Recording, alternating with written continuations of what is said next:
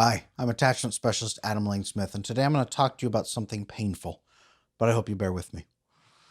When to break up or end a long-term relationship. This is a hard one. This is really a hard one. I worked for years as a licensed marriage and family therapist. I hate breakups. I hate seeing couples go through it. And I hate that it's sometimes necessary. I will say this. I have never, ever, ever encountered a circumstance where the circumstance made it impossible for a couple to make it work. I've never reached a place where it was impossible for a couple to compromise, to work out, to fix something. Any couple, I believe, any couple on earth can make it if both are willing to put in the work. If both are willing to put in work. What do I mean by put in the work?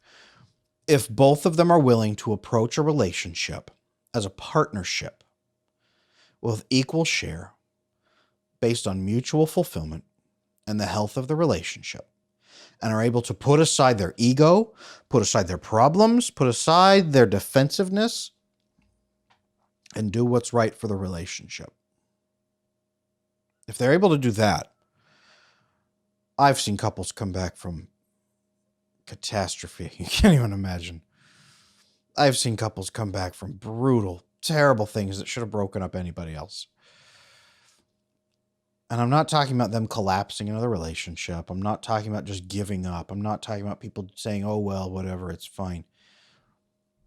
Doing what is best for the relationship, which includes doing what's best for them. Picture a relationship. There's two people on each side. Some people stop there. Some people is two individuals like this, and they yell at each other and try to get their needs met. Picture two individuals on each side and a third-party entity in the middle. The relationship is almost like a fuzzy creature that both of you are now mutually responsible for taking care of and keeping alive. But that creature exists based on each one of you and your fulfillment. You need to get your needs met so that creature stays healthy. You also need to meet each other's needs so that creature stays healthy. Both must happen for the health of this creature, this relationship, this marriage, whatever it is. Both must be willing to feed this creature, which means getting their own needs met and meeting each other's needs. I state that again because it's crucial. You cannot be a doormat or a jerk. You must be a partner. That's the difference between individuals. Well, I'm going to take care of this creature and you just stay out of my way. Or partners. We must both work together to take care of this because I can't do all of it and you can't do all of it. We must both work together, and I am dedicating myself to keeping this thing alive with you.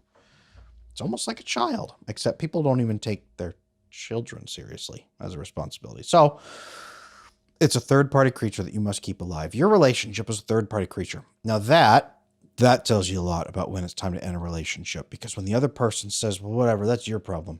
You feed the creature over there. It's your day. They don't care about that creature. It's just a responsibility, and they don't like it. If they're not willing to put in their part. If they say, yeah, well, if I'm going to meet your needs, you better meet mine first. I need to see some effort on your part first. When to break up? How do you test that? Everything on this course, everything on this video, I mean, this whole series of videos I've done, what is it now, 60, 70 videos on this channel? As of this recording anyway, it's probably 80 or 90 or even 100 now as this comes out. All of this comes down to putting pressure on your relationship and seeing how the other person chooses to respond. If the other person says, you know what, healthy attachment, good communication, mutual responsibility, fuzzy creature, yeah, that makes sense, let's do it. Where's my part? What can I will own my own part in this problem. I will take ownership of my part. Let's fix it. How do we fix it together? If the other person instead is using a lot of you language, there's a problem. The best way to figure out if it's time to end a relationship is not to end the relationship at all. You should never end the relationship. You should create such pressure for health, genuine health, such pressure for genuine health that the other person must respond by doing it or choosing to run away. And you set that parameter and say, I'm sorry, but this is what I need. This is what must happen. And if you are choosing not to do that, then you are choosing to end this relationship. And I will simply react to your choice. That right there, that frees you from making the choice of when to end a relationship, because so many people don't end a bad relationship because they're afraid to be the one calling the shot. The relationship should end when it is causing bad health for one person by enabling their behavior, enabling them to just stay the same. If one person will never, ever get better as long as that relationship continues, then ending the relationship is one of the most loving things you can do for them. It's applying consequences for the choices they're making. And it is honoring their choice and their right to make that choice by saying, okay, if that is your choice, here is the life that will result from it. I wish you well. I cannot join you on that life. Go and enjoy it. Sometimes breaking up with somebody is the best thing you can do for them, for yourself too.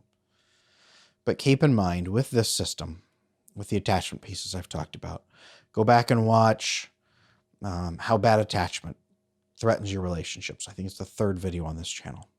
I've got how to build better attachment, how to bond as a couple, how to bond as a step parent. I've got all kinds of things on this channel that people can and should be doing. These are not 10 hours a day tasks. These are 5 minutes a day tasks.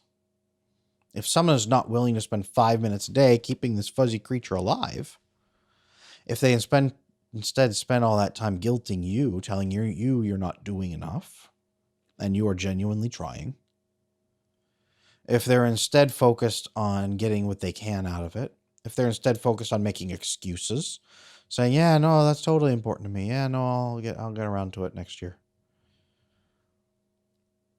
They are making a choice. I suggest you acknowledge the choices that they have already made. I suggest that you have a good conversation about it and say, here is where we are at. Here is what will happen from these choices. Are these your choices? Is that your final answer? Because here's what's going to happen. And that right there can be the best conversation for some relationships, because people can say, oh, crap, I had no idea you were there. No, that's not what I want. Well, that's what you're going to get if you continue on this path. I'm just letting you know. I respect your right to make your choices. Here is what is going to happen if you make those choices. And then you apply the consequences from their choices. You do what you said you were going to do. And if they complain and say, well, don't do, you say, I'm sorry, I told you that this was the choice you were making. If you're going to do differently, then fine. But this was the choice you've made, so I will continue on this path until I see verifiable evidence that you have changed your behavior. Here's the path we're on now. If that is breaking up, whatever it might be. Sometimes a breakup doesn't have to be a full divorce. It can be a separation. It can be, we're done. I am done. We will split. Some people don't believe in divorce, but sometimes you need to say, we might be done. And I'm not going to go out looking for the next partner. You know, we will be married for life. But if this is where we're at, our relationship is toast from the choices you have made. So here are the consequences you will have to deal with from now on. That, honestly, when the other person is absolutely immovable, when the other person will not take responsibility, when the other person has given you endless, yeah, no, that's totally important. No, I'm totally going to do that. Reach a point where you draw a line and say, this is what needs to happen. If it doesn't, here is what will happen. I am going to follow through on this. Please take your time, but make a decision. What is your goal going to be? What's your role? What are you going to do? And I will react to you. If that means you choose to end our relationship, I will consider our relationship ended. That's a much better phrasing than I need to break up with you. If you do this, I will consider our relationship ended. If you do not do this, I will consider our relationship ended. The ball is in your court. You act. I will react to what you do next. No more time. Action. That is the absolute best way. Because then what you see is what that person really means, really thinks, really feels, really prioritizes. If they spend all that time arguing with you that you're not allowed to make a line, then that tells you a lot. Because your line should be based on principles, should be based on open communication, healthy attachment, love, mutual fulfillment, care, honesty, integrity, compassion, service to your partner, anticipating that they will be giving service to you. I'm trying to be careful about the way to phrase that. That servant leadership, that servant love for each other. Let me help you. And then I know that you will help me in return. That is a servant mindset. Doing that out of love, not being a doormat, but doing that from genuine love. If the other person rejects those things, pushes them away, makes jokes about them, will not engage with them, says they don't want them, lies about them, draw your line. If you are tired, if you've spent years waiting, if you're tired of being lied to, if you're exhausted from the roller coaster, draw a line. Tell them what will happen. Tell them how to act if they want this or if they want this. Draw the line, give them the consequence, apply the consequence. That is the best way to know when it's time to end a relationship and how to do it. Because if you are not compatible in your principles and the other person will not budge, that is the only time it is impossible to fix a relationship. Because both people on both sides must be willing to budge and fix it together. That is the only time it's impossible. And it's the best way to build closure for yourself, because then when you look back, you can't regret leaving the relationship because it was done over a principle, and it was done because the other person chose not to follow through on that principle. Then you can't look back and regret it, because all you can say is, man, I wish I didn't have principles. It doesn't really work out that way. That's how you know it's done. That's how you finalize it. That's how you walk away without guilt. That's how you know it is time. And that's how you do it in a way that you can live with for the rest of your life. I am so sorry to bring this bad news to some people, because I know some people are going to be watching this and saying, well, dang, Adam just told me I have to break up. Some people are going to be watching this and saying, well, that's me. I wrote a whole book on this. Exhausted Wives, Bewildered Husbands. How women cannot really influence their husbands to change in the ways that women can be influenced. How for men, their environment must change, and there must be suddenly more pressure that the men must then act instead of their relationships having pressure. Their circumstances must apply the pressure, not their relationships. This can be one of the best ways to do it. But don't gamble. Don't run out there and do this hoping it'll fix it and then say, Adam, I was bluffing, but I lost this person. Don't do that. If you're going to do this, mean it. Draw a line and mean it. Apply it, keep it, live with it. This is how, and this is when, and this is why to break up. If you have any comments on this, please leave me comments. Let me know. Let me know how it goes. Ask questions.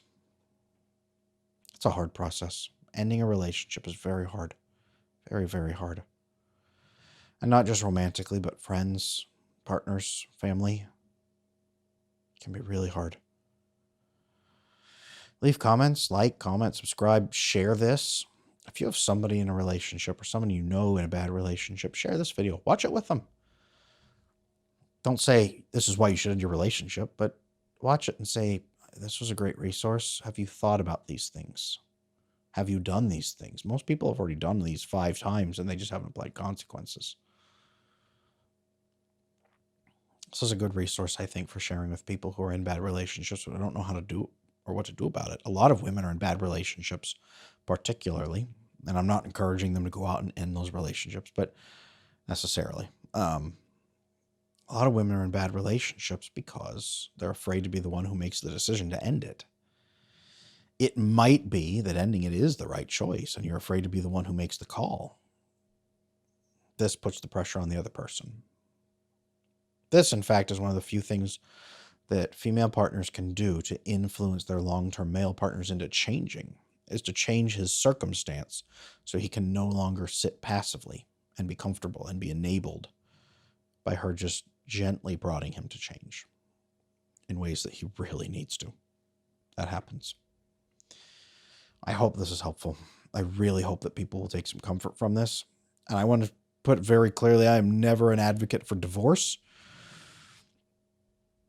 but I am an advocate for applying consequences for people's behaviors, for keeping them accountable, for keeping people safe, for keeping people healthy and growing, for being honest with people, for being willing to walk away when an agreement is breached and broken and the other person does not care enough to fix it or make it right. I'm an advocate for truth and for consequences and for responsibility. And that's really what all this is about. It's not about anger. You've not heard me say anything on this video about break up with them when you're mad at them. It's not about vindictiveness. It's not about payback. It's not about making yourself feel better. It's not about what you deserve. It's not about what they deserve. All of this is about whether you can work in a partnership or not. That's what all of this is about. Because all those other things can lead to regret and second guessing and wondering. There's no second guessing or wondering. This is the best method. I hope this was helpful. It's a tough subject. My heart goes out to people who are in the middle of this, who are struggling with this. And if that's you, reach out. Reach out to a friend, a family member, to me, email me. I have a community for things like this, for people who are trying to get out of bad relationships and need support, need help, need troubleshooting, need to talk it through with people, and then need something there at the end of the day, people to talk to afterward because that person is all they have. I have a community built around healthy attachment, people who will share those principles. Maybe you need to get in that community first so that you see, wow, there are people out there who have these good things. I don't have to settle for where I am and this person who is not wanting to work with me. Again, it's not a breakup resource, but that community can help. They can really help. Thank you for watching. I'm Adam Lane Smith. I'd love to see you again on here. I hope this video has been helpful. I have so many other good ones too. Please watch them. Don't let this be the last note you hear from me. It's kind of a sad, difficult video, but it kind of needs to be because it's the end of something. And on that note, the end of something means the beginning of something else good. It makes room for something else that's good. When a tree dies, it makes room for 10,000 little trees. And those 10,000 little trees grow up. And the ones that get nurtured the most become the new trees in that forest. So when a big tree dies, look for the little trees that you can plant next. Thank you.